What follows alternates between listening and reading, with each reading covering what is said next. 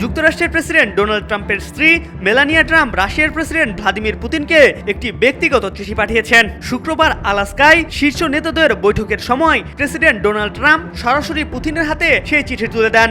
ব্যক্তিগত এই চিঠিতে কি লিখেছেন মেলানিয়া তা নিয়ে চলছে নানা আলোচনা।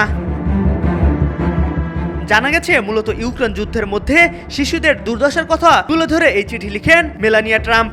চিঠির মাধ্যমে তিনি যুদ্ধের ভয়াবহতা ও নিজের উদ্বেগের বিষয়ে পুতিনের মনোযোগ আকর্ষণের চেষ্টা করেন। হোয়াইট হাউসের দুই শীর্ষ কর্মকর্তা জানিয়েছে মূলত ইউক্রেন যুদ্ধের মধ্যে শিশুদের দুর্দশার বিষয়েই লিখেছেন মেলানিয়া। স্বামীর সফরে সরাসরি অংশ না নিলেও স্লোভেনিয়ায় জন্ম নেওয়া এই ফার্স্ট লেডি নিজের উদ্বেগ ব্যক্ত করে ওই চিঠি পাঠান। এতে বিশেষভাবে উল্লেখ করা হয়েছে রুশ বাহিনীর হাতে ইউক্রেনীয় শিশুদের অপহরণের অভিযোগ। ইউক্রেন সরকারের দাবি রাশিয়ার সেনারা হাজার হাজার ইউক্রেনীয় শিশুকে পরিবার বা অভিভাবকের অনুমতি ছাড়াই তুলে নিয়ে গেছে, যাদের অনেককে রাশিয়া কিংবা দখলকৃত এলাকায় পাঠানো হয়েছে।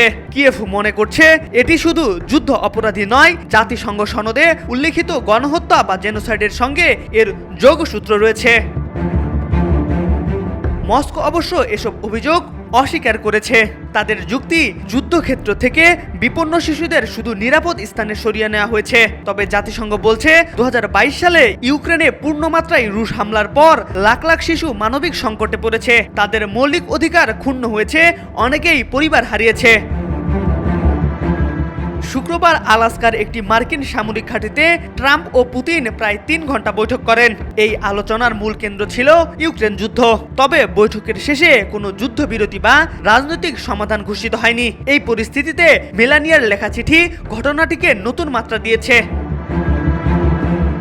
বিশ্লেষকদের মতে মেলানিয়ার এই পদক্ষেপ নিছক আবেগপ্রবণ উদ্বেগ নয়, এটি এক ধরনের প্রতীকী বার্তা, যুদ্ধের মধ্যে নিরীহ শিশুদের দুর্দশা আন্তর্জাতিক মহলে আরও জোরালোভাবে তুলে ধরার চেষ্টা। রাজনৈতিক পরিসরে সরাসরি প্রভাব না ফেললেও মানবিক দৃষ্টিকোণ থেকে এটি রাশিয়ার উপর নৈতিক চাপ তৈরি করতে পারে। এম আর আকাশ, আজকাল।